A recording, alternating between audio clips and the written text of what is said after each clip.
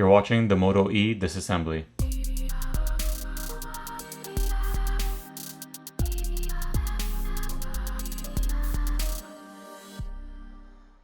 Before we begin, we need to remove the SIM tray.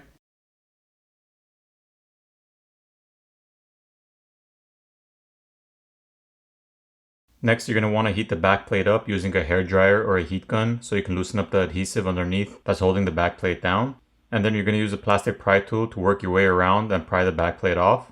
Alright, once your back plate is loose, before you lift up and remove it, keep in mind your fingerprint reader is still attached to the back plate. So you're going to have to apply some heat over here where the fingerprint reader is so you can loosen up the adhesive. And then you're going to just lift up the back plate just a little bit. And you're going to push in where the fingerprint reader is and just pry it off and separate it.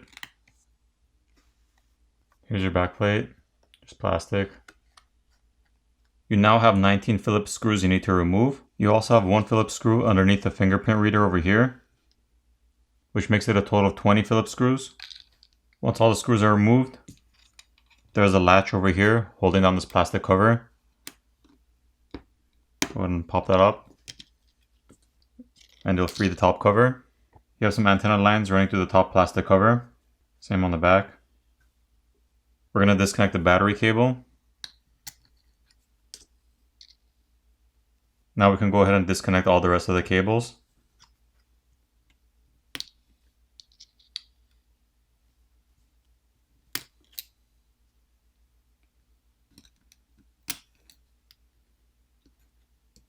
There are two wire cables over here in the corner. Pop those up. There's a copper tape over the front facing camera we need to peel off. And then we can disconnect it. Here's a better look at your front facing camera. At this point, you have two Phillips screws holding down the main board, one located here and one over here. Once those are removed, we can lift up and remove the main board.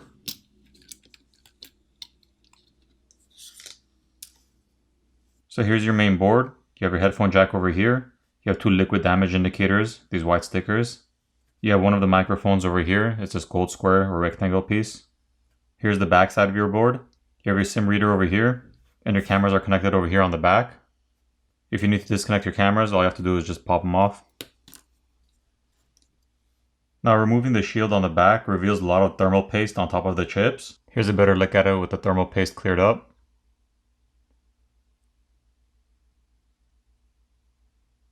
And here's the other side with the shield removed. You also have graphite film over here, which basically transfers heat. Now for a device in this tier, I'm very surprised to find this much heat dissipation in the design. You have all that thermal paste on the chips, you have the graphite film, you have copper tape all over here on the midframe, which transfers heat. You also have thermal pads over here. So as far as heat goes, I'd say this one's pretty taken care of. There's also one liquid damage indicator located right there, that white sticker. Next, let's go ahead and remove the speaker assembly. Here's a better look at that. You have some graphite film over here. You also have an antenna line running through it. Alright, now let's go ahead and disconnect the cable on the charger port board down here.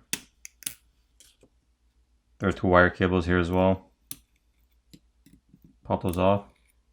Now we can lift up and remove this charger port board.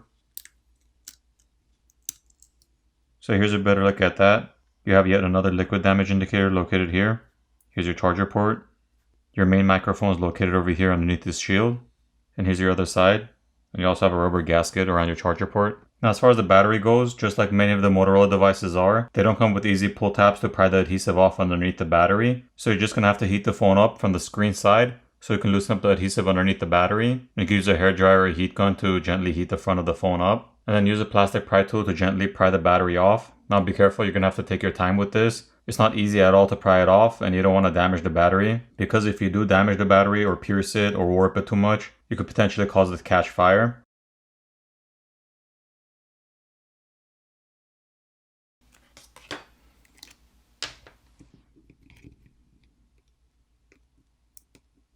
Here's a better look at your battery. Alright, so now you're left with the midframe. You have your earpiece speaker up here. You have your vibrator motor down here. This cable over here connects your sub board to your main board on top. And here's your screen cable over here, which is run through the slit over here in the midframe.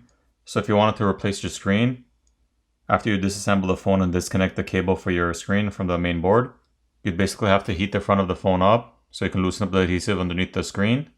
And then you'd pry your screen off and make sure you peel off your cable over here from the frame. You'd run it through the slit in the mid frame and get your new screen, run your cable back through, reapply it to the front, and go ahead and reverse the process. Alright, now I'm going to go ahead and put the phone back together.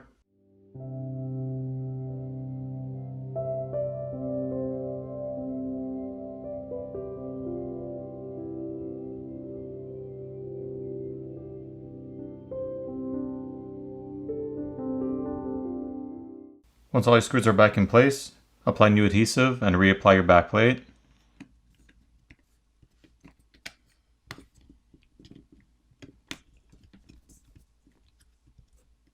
Flip your phone over, power it on,